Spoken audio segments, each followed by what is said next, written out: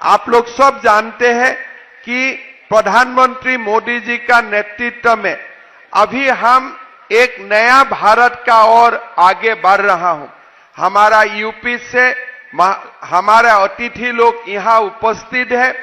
अगर 2014 का पहले हम लोग एक दिन के लिए भी चले जाए, थोड़ा टाइम मशीन में हम लोग 2013 सन में पहुंच जाए, 2012 सन में पहुंच जाए, क्या किसी का भी मन में विश्वास था कि अयोध्या में राम मंदिर का प्रतिष्ठा होगा?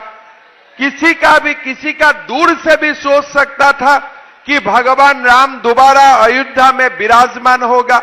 लेकिन आज प्रधानमंत्री नरेंद्र मोदी जी का नेतृत्व का कारण हमारा 500 साल का गुलामी खत्म होने जा रहा है और 22 जनवरी रामलला का प्रतिष्ठा होने जा रहा है।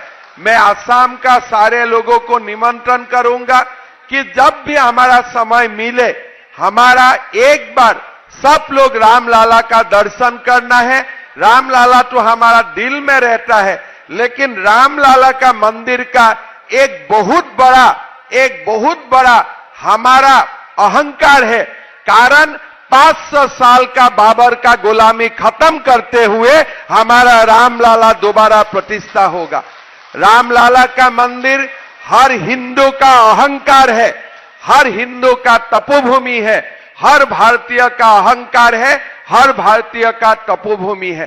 तो इसलिए मैं आप लोगों को निवेदन करूंगा कि 22 जनवरी का बाद जब भी समय मिलते हैं, जैसे मैं सारे लोगों को बोला कि गुवाहाटी आए हुए तो एक बार मां कामाख्या का दर्शन करके जाइए, और ऐसे ही हमें यूपी में भी जाना है और रामलला का दर्शन भी करना है, बाबा विश्वनाथ का दर्शन भी करना है, और इसी रूप से हम एक नया भारत भी बनाना है।